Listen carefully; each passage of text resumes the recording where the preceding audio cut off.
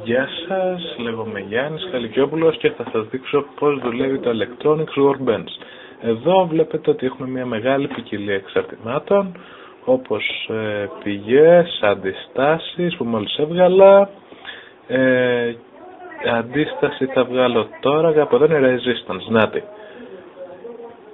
Και μπορούμε να φτιάξουμε από το πιο μεγάλο στο πιο μικρό κύκλωμα. Όταν πάω εδώ στην άκρη γίνεται τελίτσα και μπορούμε να συνδέσουμε τις δύο άκρες. Βάζουμε και εδώ πέρα τη γύρωσή μας και ορίστε έτοιμο ένα πολύ απλό κύκλωμα. Πατώντας εδώ μπορούμε να βάλουμε μία τιμή στην αντίσταση, για παράδειγμα 10 ohm,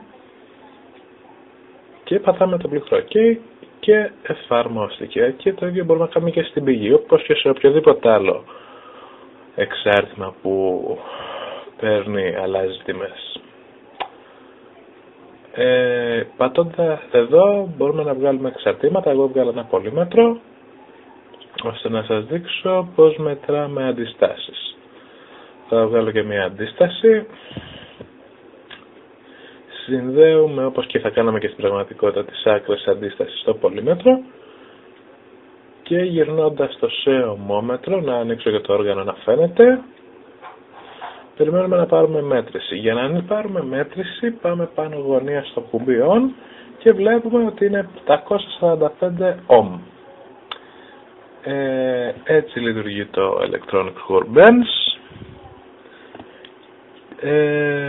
Αυτά είχα να πω. Από εδώ και πέρα κλείνουμε και σταματάμε το on-off, κλείνουμε και το πρόγραμμα και πατάμε όχι, ας μην αποθηκευτεί κάτι.